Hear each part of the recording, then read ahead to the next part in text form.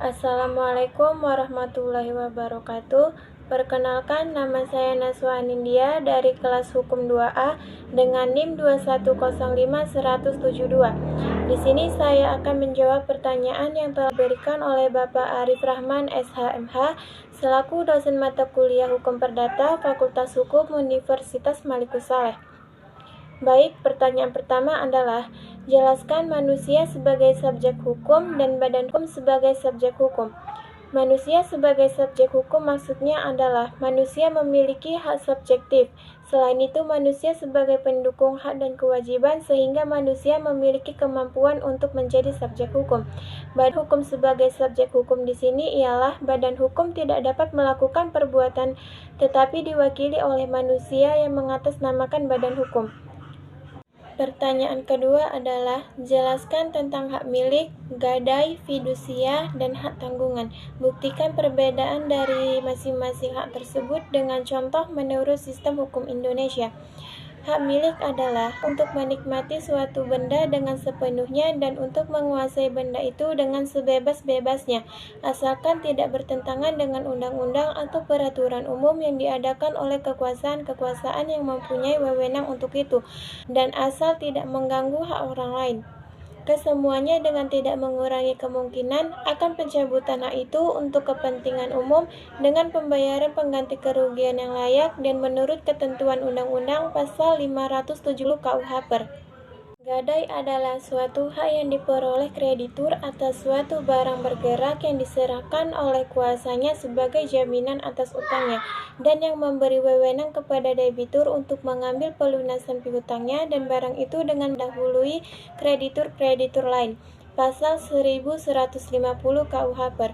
Fidusia adalah pengalihan hak kepemilikan suatu benda atas dasar kepercayaan dengan ketentuan bahwa benda yang hak kepemilikannya dialihkan tetap dalam penguasa pemilik benda. Hak tanggungan adalah hak jaminan atas suatu benda atau tanah untuk pelunasan utang tertentu yang memberikan kedudukan diutamakan kepada kreditor tertentu terhadap kreditor lainnya. Pertanyaan ketiga adalah apa itu perbuatan melawan hukum? Jelaskan dengan contoh menurut hukum Indonesia serta apa bedanya dengan non-prestasi. Lalu apa kaitannya dengan force majeure? Perbuatan melawan hukum adalah perbuatan yang melanggar undang-undang di mana perbuatan diwajibkan untuk mengganti kerugiannya yang timbul dari kesalahannya tersebut. Pasal 1365 KUH-PER. Contohnya adalah pada kasus pencemaran nama baik di mana seorang tersebut harus mengganti rugi atas dasar pasal 1372 KUH-PER. Hal ini tidak menyangkut perikatan.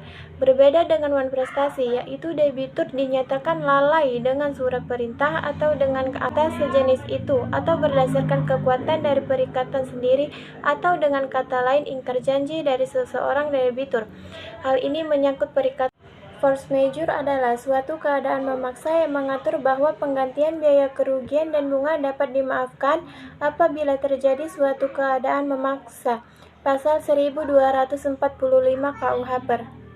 Pertanyaan keempat adalah apa itu daluarsa? Apakah ada kaitannya antara masa daluarsa dengan pembuktian perkara pidana dan perkara perdata dalam sidang peradilan?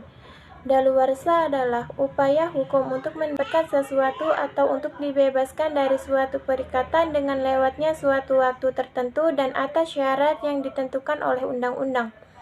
Daluarsa juga melampaui waktu untuk menuntut suatu tindak pidana.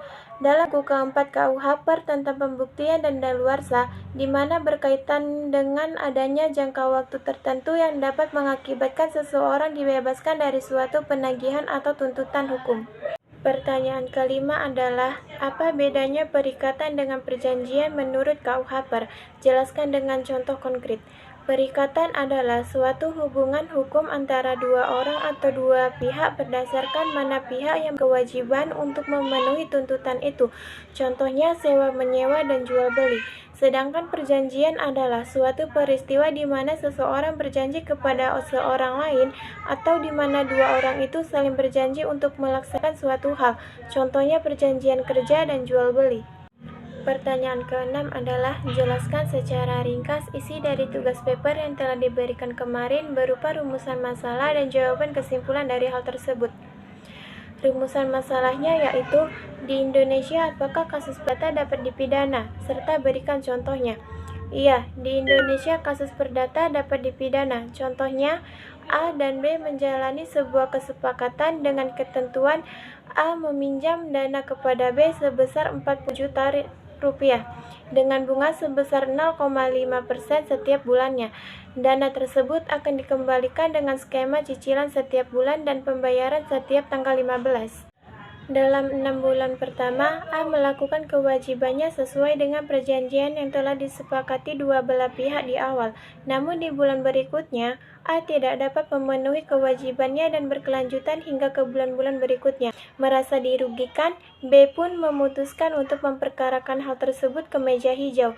Secara prinsip, perjanjian utang piutang yang dilakukan A dan B merupakan hubungan keperdataan.